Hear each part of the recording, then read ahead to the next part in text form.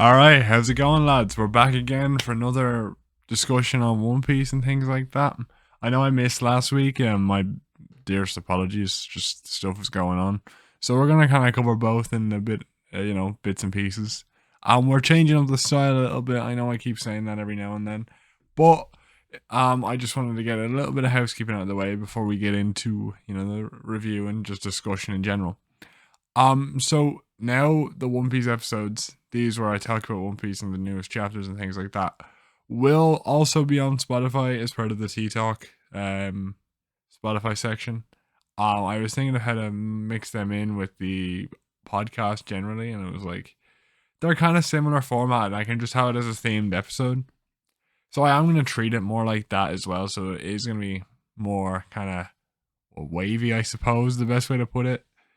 But that also means we'll be talking about more than just the chapter occasionally. I might just start talking about random stuff about One Piece because it's going to be more of a One Piece um, focused discussion, as well as also, primarily the chapters, of course, but maybe bits and pieces in between because they're now more podcast episodes than YouTube videos. Of course, they're in terms of where the YouTube videos are going to be, they're still going to be here. They're still going to be labeled the same. So for like YouTube viewers, it's not going to be that much of a difference. It's just that it will be part of the podcast now, and at least on Spotify, considered an additional bonus episode, I suppose, every week or every 3 weeks or whatever. Every week, or like with a break week sometimes because of the chapters. Also means I will not be editing these videos at all. So they'll be raws edited unless like some wild shit happens, like my wild shit happens, like some guy throws a rock in the fucking window or something and it bursts through and smashes into my head. Unless that happens, we'll be all good. No, it isn't needed, right? Anyway, on to One Piece because the last two chapters have been insane. Have been insane, right? I've loved everything about the last two chapters. We got so much Kuma stuff. Kuma has become one of my favorite characters because he's just having such a great depth in his backstory. We haven't had a backstory that's real in depth about an individual character outside of, I know I say in a while. Well, we got Oden, so I don't know what I'm talking about. But Oden still didn't feel the same for a very specific reason. Because although Oden felt like, it wasn't Oden flashback, it wasn't a classic character that we were waiting so long to see. You know what I mean? So there was no anticipation for Oden's backstory where there was anticipation for characters like Kaido and Kuma. I think that's why Kaido was such a disappointment, because we had anticipation for at minimum 4 to 5 years for Kaido's backstory before we got it. Whereas with Oden, it was a nice surprise. Do you know what I mean? We were like, what? This amazing 15 chapter backstory? Holy shit, bro. Some of the best One Piece stuff I've seen ever. Oh, Oden is born to boil, All this shit was like some of the greatest stuff we'd ever seen. Or he laughed the panel, and we weren't expecting it. We weren't anticipating it. So, in a way, it came as a nice surprise. Whereas with this Kuma backstory, you're expecting a Kuma backstory because Kuma's been an important character for so long, and then you find out slightly more things about him and his importance, and he has importance to Luffy's dad, and he has importance to the world, and he's been showing up every couple arcs or so. So, like Kaido, we're expecting a backstory, and that's why Kaido was such a disappointment, and I'm gonna bring this up constantly because it doesn't bother me as much as it used to, because the anime really solved that problem for me. And also I've come to realize through being berated by a certain friend of mine that I'm just illiterate for not understanding the story. So hey, it is how it is, right? But that's what I love about Kuma's backstory, is we were expecting a big backstory and we're getting it. And even if that's it now, even if we only get like one more chapter to cover what was left off in this chapter with Ginny being kidnapped, I still think it'd be a great backstory for Kuma, and I'll be satisfied with it. I see a lot of people online going, "Oh, Kuma top 3, Kuma top 3." I don't know if he's top 3 now, because that's a lot of big pressure, and we haven't seen the end to it. I do appreciate Kuma's character, and he's probably one of the better characters in terms of, this arc. But I don't, like, I see people being like, aside from me biases, man, he's better than Luffy. Like, nah, he's not. He's not better than Luffy, fella. I do love Kuma, though. I do. But Luffy, I think, has a lot of stuff people don't realize and people forget about because we've gotten into the stage now where Luffy, a lot of his development is done.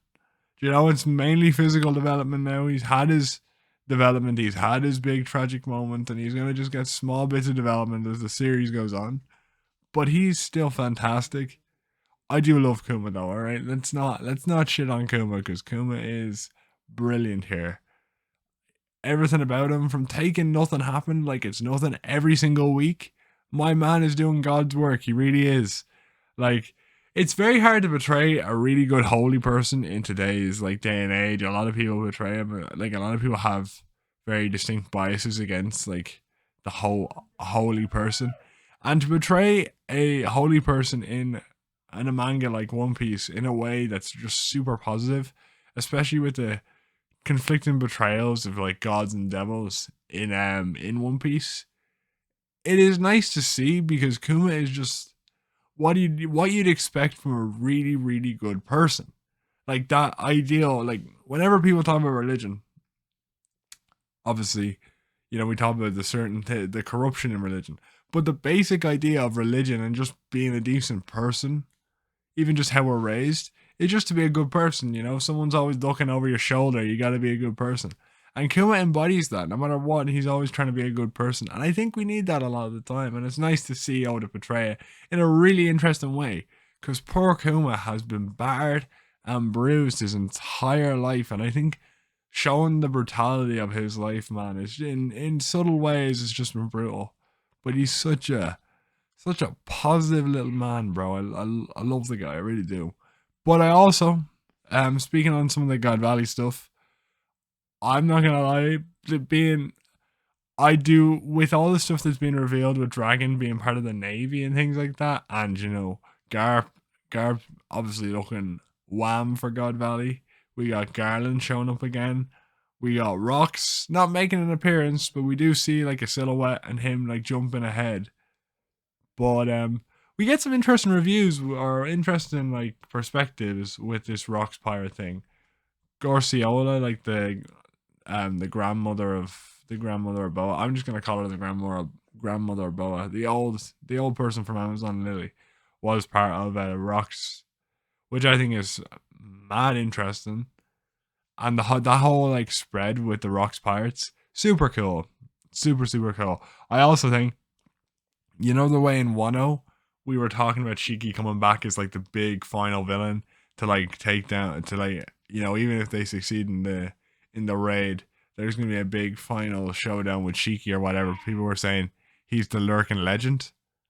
What I think might happen here, right, is Oda's slowly adding Shiki back into the story. We got him showing up with the old hag knowing his face and being able to switch to his face in Wano, and now we get him for a few minutes in a backstory. So Oda will build him up slowly, and then eventually we're gonna have a massive reveal with him playing a big role, or some sort of role at the very least in the story, and he's been kind of teasing it bit by bit over the last 2 or 3 arcs. I think that's a very good way to do it. You've had about 4 arcs of teasing if you include that little tease at Marineford where they're he broke out 20 years ago. He's the only man to have ever done it. Garp. Shiki. That sort of thing. When Sengoku was talking to Garp. Also, man, I just think that they've really done Jay a very good job of making him a really deplorable villain. You know what I mean? I wasn't sure how they were gonna make the Gorosei really terrible villains. I thought they were gonna leave that for Imu. Bring all the evil onto Imu. Be turn the Gorosei into more, 2-dimensional henchmen. But Oda really did a brilliant job of making the Gorosei deplorable in their own way, not just to puppets of Imu. They're just things they believe and ways they speak and ways they act towards people in this story who are just so good. That just makes that extra layer of oh, I really want to see him get his face punched in. you know, it really sets up well for those coming fights in Egghead when you finally get to see Jay get his face punched in by our boy Luffy, bro. We need to see it now, because Oda's just great with that. He's good at like emotionally preparing you for a fight, getting you revved up to be so hyped to see the guy get his face smashed into the ground. And I'm just looking forward for that. I know I was saying in like a previous talk about One Piece that I believe that what would happen is Dragon would save Kuma, and we'd see a flash forward and we go back, and Luffy would save Bonnie, and it'd be like a symbolism that Dragon was, you know, Kuma's Nika, and we do kind of see that, right? Where you know, Kuma's always saying, "Oh, he's so cool," or "He's like a hero." You know, he talks about him like he would talk about like a savior, like Nika is supposed to be, right? And so I do think we're still gonna get Luffy showing up, and it's gonna be like flaring in the sun, and he whacks Jay to the ground. Because my initial interpretation of Jay was gonna be Luffy's gonna be fighting someone. They're gonna be on the winning side, and then all of a sudden Jay's gonna pop up and like reverse Charlos this guy, like just wallop Luffy into next week. But obviously that doesn't happen, so I think we're gonna get Luffy doing the same because he's treating Bonnie like absolute dirt right now. So I think Luffy's gonna come in, save Bonnie. But I also like to say, okay, Guinea is a really, really interesting character. She plays off really well with Kuma, and like she's just, you can tell she's so silently devastated because Kuma cares way too much for people, and she's like, bro, take care of yourself, man. And I can sympathize with that a lot because there is a, to be fair, I'm very lucky to have a lot of people like that in my life where I'm like, please just take care of yourself, stop taking care of other people. And those people are some of the best people you'll ever meet because they just care so much about everything and everyone. And I wish I was like that to a lot of the degree, right? And those people are some of the greatest people you'll ever meet, but they never look after themselves. But it's a really hard balancing game, I suppose, because you're like, you want them to be able to live a good life, but they also feel validated by not looking after them, like looking after other people or taking care of other people. So I don't know. It's a real hard balancing game. I've been trying to get particularly my mother to focus on. But hey, it's very difficult. But hey, hopefully one day. Anyway, back on topic to One Piece. Got me distracted there for a minute. That's what I mean. This is podcast form. You know what I'm saying? But yeah, that's what I really like about Giddy. I think she plays off Kuma very well in that regard, and having her there to sort of be that positive reinforcement in his life, be the person he doesn't have to rely on, that he can rely on her. I think is great that he's not supporting her. He's relying on her, so she's the one person in his life where that's available, and that's why I think that when Guinea dies in this flashback, because it's going to happen. The death flags this chapter alone were insane. I was hoping to dear God that like there was gonna be something, and I was gonna say this idea, but then it was said by someone I was watching, so it was taken. It was JD Legend said this, so I was thinking about this myself a bit, but I think it's pretty obvious. But JD Legend was the first person I heard say this, that Bonnie might be Ginny because the age fruit, which is very specific, and that maybe like Ginny was tortured so much, and her like when she got captured, that like her psyche was so destroyed that to a degree it was like I have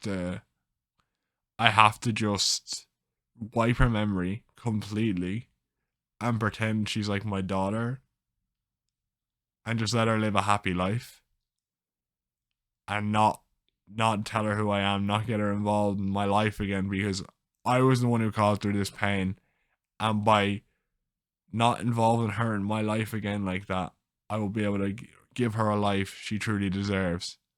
Do you know what I mean? Maybe in that regard, she could also be a clone. I think clones are being set up a lot in this arc, so I'm leaning towards the clone. I'd love for it to be Guinea because we'll get Guinea back in the story and that sort of characterization. But I don't know. I think clone is gonna be more likely because I feel like Oda will like to play on the idea that maybe Guinea is alive, but we haven't seen it yet, and it might be a triumphant thing for Dragon and Ivankov and Kuma to save her in the modern story, or be like a bittersweet thing where she is saved and Mary Joa now, everyone thinking she was dead, and then like,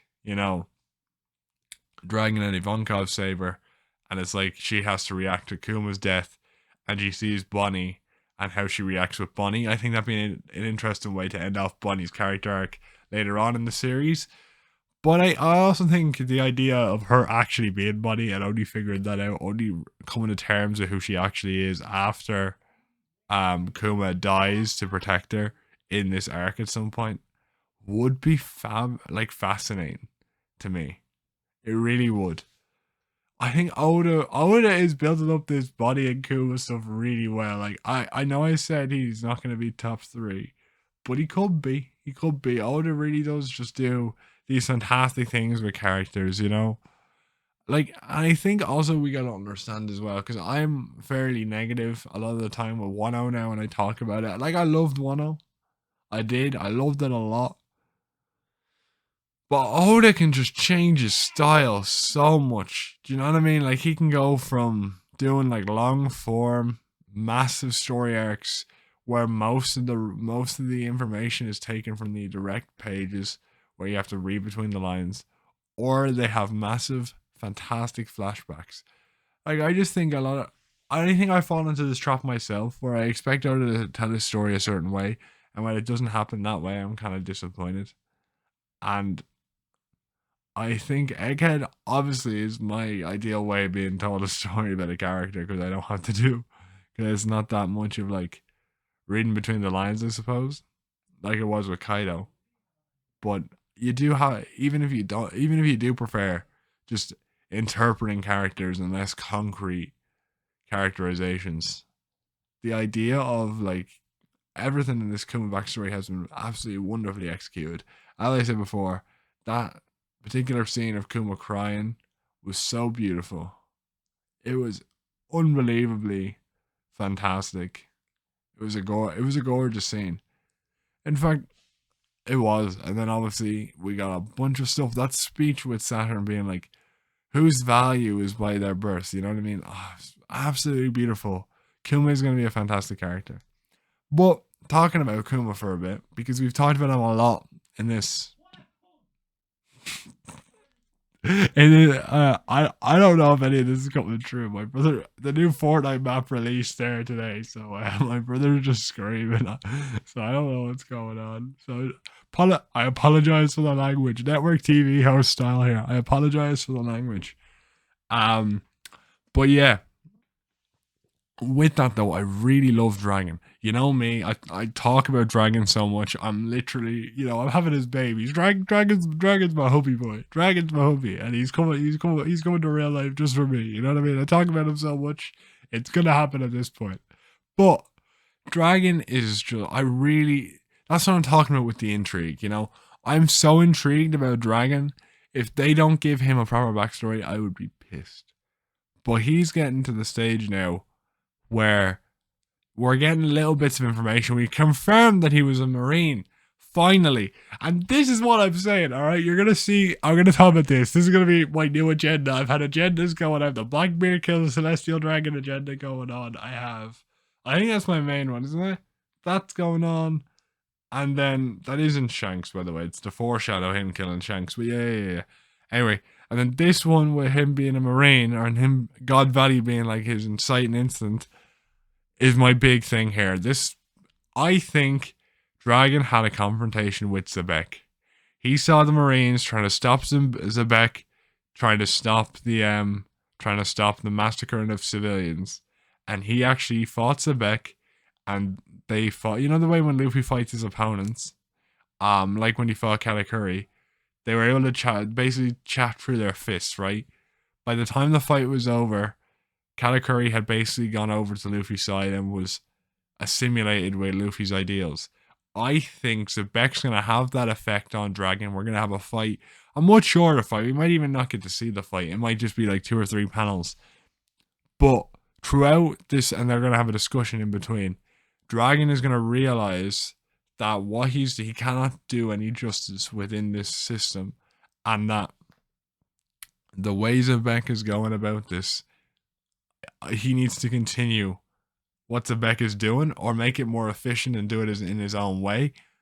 But Dragon is going to have that inherited will of Zebek in a more positive way, and we see that that's what started his revolutionary journey. And it would be interesting as well if Dragon takes a positive thing from Zebek, and Blackbeard, who's our main antagonist for the series, takes a negative thing from Zebek. Because we do know Zebek's obviously not a super good guy. He's not going to be the greatest pirate of all time. He's probably going to be very great. He's probably going to have a lot of positive things. Like, he doesn't want the Celestial Dragons to obviously treat people like that. But he might also be a slave owner. He might also be a horrendous pirate who does stuff when he needs to do it. And he might actually just want to conquer the world. Like, maybe he's not as focused on that as we think he is, and he just wants to conquer the world. You know what I mean? It could have been just the act of what he saw in God Valley with all these pirates and all these Marines fighting each other. Like, that could be a thing. Like, he made his own faction. Like, I think that's important to realize. God Valley could have been like, he was thinking, maybe I'll be a pirate, but then he realized, man, he saw God Valley, he saw how Zebek acted, and then he was like, no, I can't be a pirate. And then he just reinforced it. He was like, I have to do this myself. I have to do this with my own two hands. No one else can do what I need to do. I, Dragon, need to save this world. Do you know what I mean? Something like real dramatic like that. Real fucking dramatic, yeah. But that's my point, right? I think God Valley could either be, he takes on, he inherits the will of Zebek, or he sees the horror of both sides in this one God Valley incident. He sees the horror of the Celestial Dragons taking out, the civilians and how nonchalant they are. And he sees the horror of the pirates through the actions of Zebek and Shiki and all that. And that's also what gets Whitebeard to change sides. I think that'd be incredibly interesting. And I think it will tie in well to the fact that Roger and Garp are still protecting the Celestial Dragons. So Zebek has to do something super, super deplorable. I mean, horrendous, or something, or some framing, or something like that, right? But even if that's not the case, I do think that one of those two outcomes are going to happen with Dragon. And in a way, I'd like it to be, Zebek might have his positive morals, but he's still a bad person. And Dragon took the positive morals from Zebek, and Blackbeard took the negative morals from Zebek, and that's how we got the second greatest hero in the series, obviously aside from his son, and that's how we got the greatest villain in the series, and that's how it's going to play out. I would love to see that play out, to have Zebek be like the pillar of the two sides of this world would be incredibly interesting. You know what I mean? Because obviously Roger inspired positivity and negativity. He inspired people like Crocodile, he inspired people like Doflamingo, but on top of that, he also inspired people like Shanks, people like Boogie, and people like Luffy, of course, right? So each pirate has a positive and negative effect, and I think the show that between the contrast between Dragon and Blackbeard would be fascinating to me, personally. But I don't know. I think I just talk about how fantastic some of these things could be, like relating these characters. Um, but yeah, man, what a fantastic chapter! Like, I haven't even. There's such small stuff here. Like, we also talked about how Kuma's, taking the pain for every single villager. That's fantastic stuff, right? And we see what I don't understand though, right? Kuma the tyrant. Yeah, they talk about him being a tyrant. And I thought, oh, well, that must be the moment where he literally tried to wipe out the royal court because they kidnapped a lot of the Southerners. But then I was thinking he was called like Tyrant King. So unless the world government framed it, like maybe he comes back, he takes control of the kingdom when he frees Guinea. Or like when he frees Guinea and he's like, and then everyone thinks he's a tyrant because of the way the world government framed his attack, even though he was protecting people. I really don't know, but I wonder how the timeline works, or did Kuma become evil, or not evil, become king, and then something happened that was framed as him being a tyrant, or is the event in the Times Square when he does that the tyrant event? Like, it was never stated if this is what, you know what I mean? I'm actually gonna go look back at that panel and see. I don't know if you know what I'm talking about, but it is around here somewhere. Yeah, it's this one here where he's like, something major happened. The people you've kidnapped, let them go. Save us, Kumachi, right? And what are you yelling about, you big oaf? Are you trying to pick a fight with the royal army? That's treason, you know. He's probably a pastor from some church in the southern province. You know? And it's like, hey, didn't you know the new law? We're allowed to do whatever we want to these southerners. Are you planning to enslave them? I won't let that pass. And then it's like, he's a rebel. You know, was that his big tyrant moment? I mean, obviously he does get arrested. But the way it's framed, part of me is thinking maybe there's another event after he at some point becomes king, possibly. And I know, actually, one thing we haven't spoken about when it comes to Guinea is Bunny has not spoken about Guinea once. And actually, no one has mentioned Guinea ever in the story. And I know you're gonna hate this, but this is when I read this. This is the first thing that popped into my mind. This is why this is what I thought about initially. Bro, are they gonna pull a Boruto here and have it where Kuma is so enraged by whatever happens to Guinea in the next upcoming chapters or whatever that he wipes everyone's memory of Guinea ever? And that's how Bonnie is Guinea, because he wipes everyone's memory of Guinea and allows Guinea to be raised with a proper, enjoyable life going as his daughter, you know, in the sense of Bonnie, right? But he wipes everyone's memories of Guinea. I'll have to go through and check it.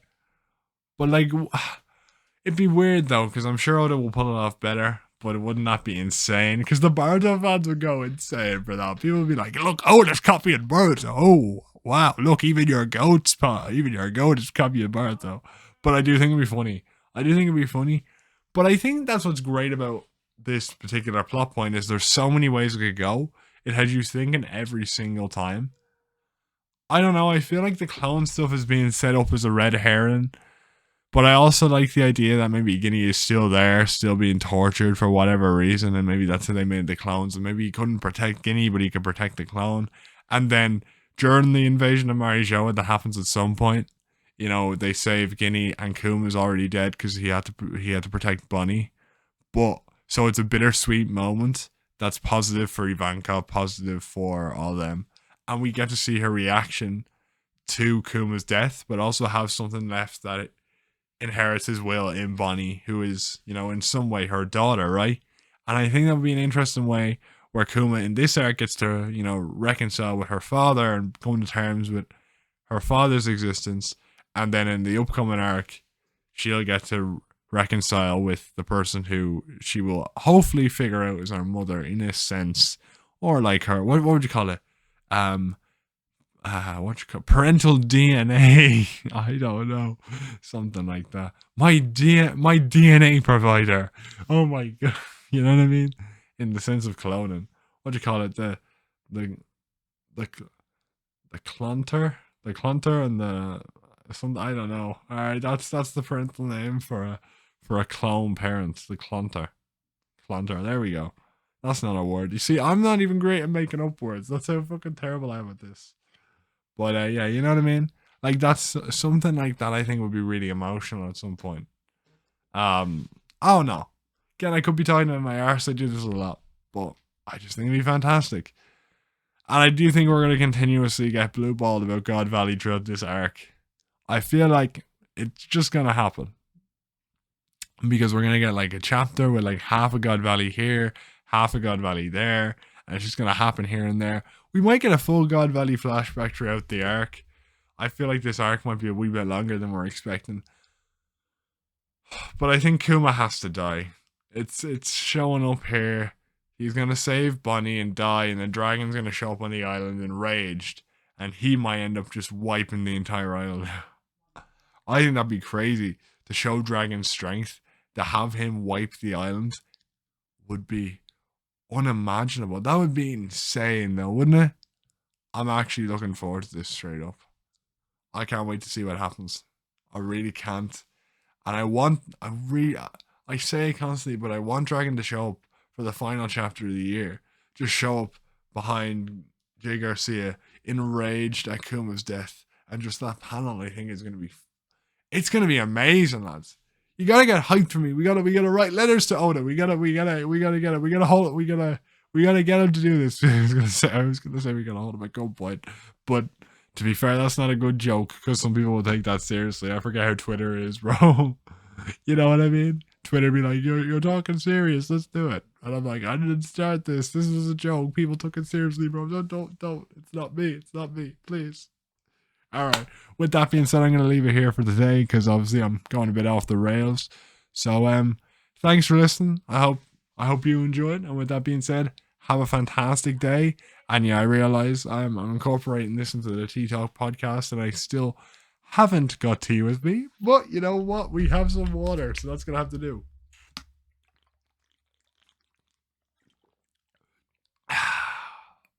Oh shit, coughing. With that being said, hope you have a great day. Keep yourselves well. And with that being said, I'll see you all next time. Goodbye, everybody.